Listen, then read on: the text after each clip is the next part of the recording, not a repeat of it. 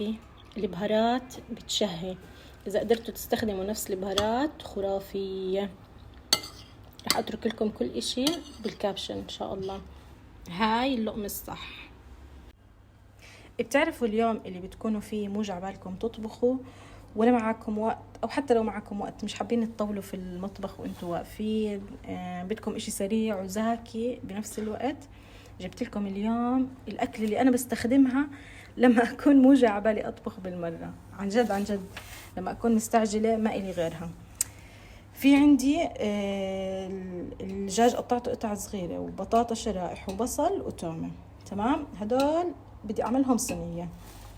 المكونات اللي راح استخدمها بسيطة جدا وسريعة، وبتعملوها يعني ب10 دقايق بتكون جاهزة. حضرت البهارات. طبعا بتقدروا تستخدموا اي نوع بهار زاكي انتم متعودين عليه وتريحوا راسكم، يعني بدناش كتير بهارات، بس اذا بتحبوا تشكلوا انا راح اكتب لكم البهارات اللي انا استخدمتها.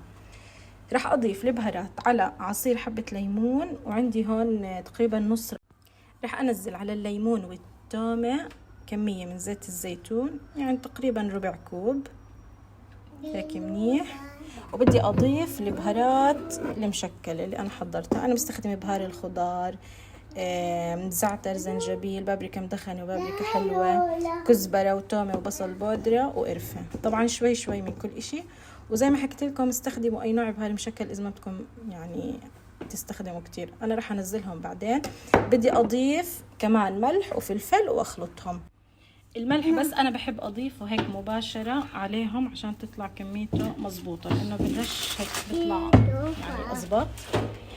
درت انا كل المكونات هون. رح انزل عليهم شوي من المية اللي بدي اضيفها اصلا على الصينية مشان يمشي الخلاط، وابلش اطحن فيهم.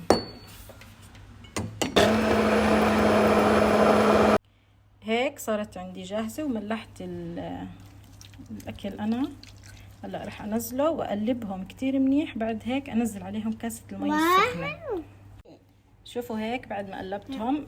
يمكن انتوا لما شفتوا البهارات حسيتوها كتيرة، بس هي مو كتيرة لانه انا حاسبة حساب البطاطا دائما بتسحب بهار وبتسحب ملح كمية.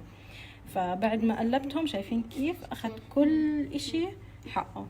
هلا رح اضيف المي السخنة. مي بتغلى.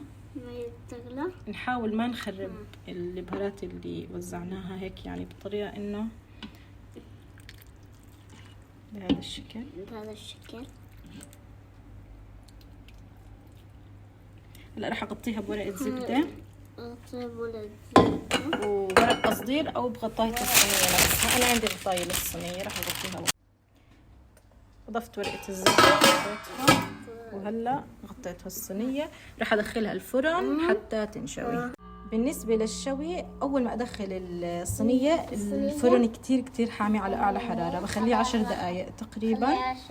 بعد 10 دقايق بنزل الحرارة ل200 وبتركها تقريبا ساعة لساعة ونص. أما بالنسبة للجلي، وهي أهم نقطة، شايفين شو طلع الجلي بس، واللي استخدمتهم قبل بتنظيف الدجاج وتقطيع الخضار، فاعملوها راح تنبسطوا. أكلتنا السريعة الزاكية اللي بتشهي صارت جاهزة. شوفوا ما أحلاها، ريحتها طبعا بتشهي، مو قادرة أوصف لكم. حمرتها، شوفوا ما أحلى تحميرتها. وعملت جنبها رز بشعرية. بتقدروا يعني تاكلوها مع خبز، أو بتقدروا تعملوا جنبها رز بشعرية. موجودة طريقة الرز بشعرية عندي بقناتي على اليوتيوب. رح أجرب معاكم ندوقها.